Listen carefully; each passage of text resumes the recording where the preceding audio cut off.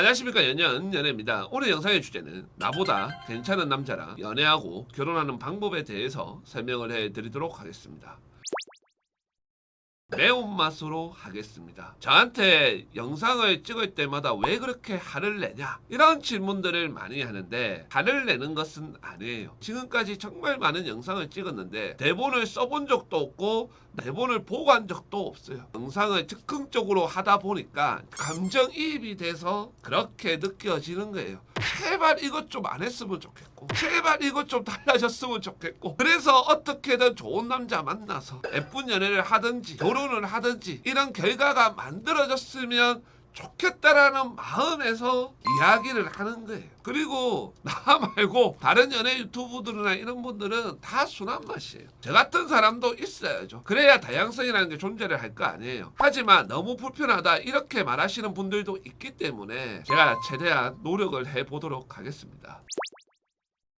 본격적으로 오늘 영상의 주제에 대해서 이야기를 하자라고 하면은, 나보다 괜찮은 남자하고 연애를 하고 결혼을 하려고 하면은 무엇보다 중요한 게 어떤 거예요?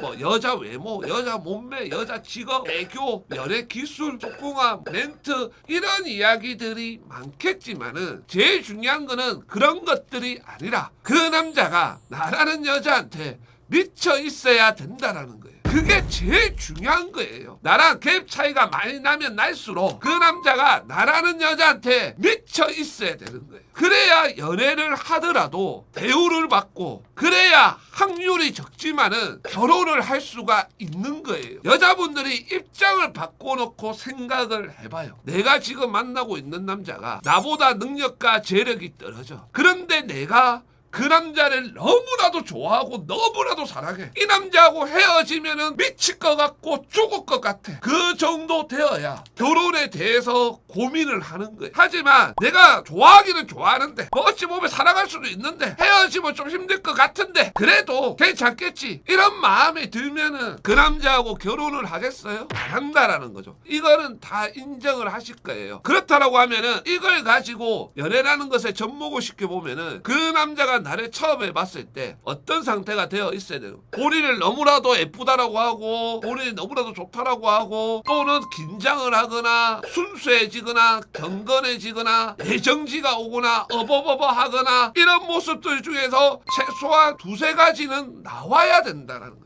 그리고 그 뒤에 연락하는 거, 뭐 만남하는 거, 굳이 내가 말을 하지 않아도 나한테 미쳐있는 남자들이 나한테 어떻게 했다라는 것은 연애 경험이 조금만 있어도 여자들은 다 알 거예요. 그런데 그 남자가 나한테 미쳐있지 않아. 나한테 관심이나 호감은 있는 것 같아. 좋아하는 것도 있는 것 같아. 그런데 미쳐있거나 이런 거는 아니야. 여유가 넘쳐. 그런 그 남자가 나한테 애프터 신청을 했어. 그러면은 그것을 받아야 되나요? 안 받아야 되나요? 솔직히 안 받아야 돼요. 특히 내가 결혼 정년기에 있거나 결혼이 급한 여자분들이라고 하면은 더욱더 안 받아야 돼요. 그런데 그걸 다 받거든요. 여기까지는 좋다 이거예요. 그렇다라고 하면은 그 남자가 나한테 자발적으로 결혼이라는 것을 전제로 사귀자라는 말은 들어야 되는 거예요. 여자가 먼저 나는 결혼 전제 아니면은 안 사귀고 싶다, 오빠 나랑 사귀면은 내년에 결혼해야 된다, 이딴 소리 하는 거 말고, 오히려 결혼에 대해서 나는 그냥 별로 생각이 없다라는 식으로 말을 하는데도 그 남자는 나랑 결혼을 하고 싶어 해. 그 정도 되어야 그 남자랑 사귈 수가 있는 거예요. 이걸 어떻게 확신을 하냐, 근거는 뭐냐, 이런 질문들을 상당히 많이 하는데, 나보다 잘난 남자들, 특히 시집 잘 갔다고 하는 여자분들, 그 여자분들한테 다 물어보세요. 열의 9은 다 똑같이 이야기합니다. 그 남자가 나한테 미쳐 있었고 나한테 결혼하자고 난리를 쳤고 순리대로 쑥쑥쑥쑥 흘러갔다가 그냥 결혼을 했다 이거예요. 그럼 한 명은 어떻게 된 거냐 이렇게 얘기한다라고 하면은 0.5명은 남자가 그 여자랑 헤어지고 나서 깨달아가지고 결혼한 케이스, 나머지 0.5명은 임신이에요. 이렇게 말을 해줘도 부정하고 싶은 여자분들이 흔하게 말을 하는 게 어떤 거냐면은 점점 더 좋아지고 점점 더 사랑할 수도 있잖아요. 그런 남자들이 분명히 존재하잖아요. 이런 질문들을 해요. 물론 존재합니다. 하지만 점점 더 좋아하고 사랑하는 남자들은 어떤 성향을 가지고 있냐면은 신중한 타입이에요. 문제는 이 신중한 타입일수록 연애할 때는 정말 잘해주고 할 수 있지만은 현실적으로 갭 차이가 많이 나면은 결혼은 오히려 더 안 한다라는. 그렇기 때문에 결혼을 생각을 하는 여자분들한테는 추천하지 않는 거예요. 이 대목에서 여자분들이 질문을 하는 게 있는데 다 인정을 한다, 다 받아들인다, 나한테 미쳐있지 않으면은 그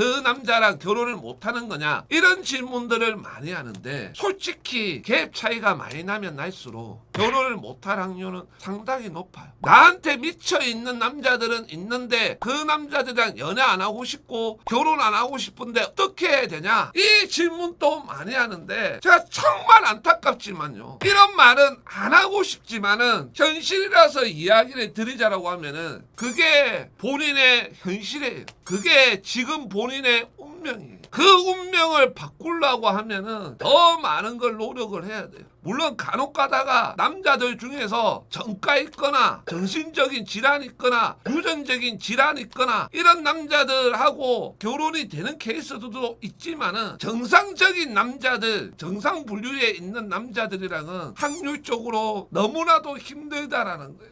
그래서 제가 늘 이야기를 드립니다. 나한테 미쳐있는 남자 더 미치게 만들어줄 수 있고 더 나한테 빠지게 만들어줄 수 있고 그 남자하고 플랜 짜가지고 결혼까지 가는 거 얼마든지 가르쳐줄 수 있어요. 하지만 나랑 결혼을 안 한다라고 하는 남자, 나랑 결혼 생각이 없는 남자, 그런 남자는 할 수 있는 게 거의 없다라는 거예요. 이런 사실을 여자분들이 정말 받아들이기 힘들겠지만 받아들였을 때 오히려 새로운 세상이 열릴 수도 있으니까 잘 참고를 해주시기를 바라겠습니다. 영상 끝까지 시청해주신 여러분들한테 소중한 구독 한번 부탁드리겠습니다. 감사합니다.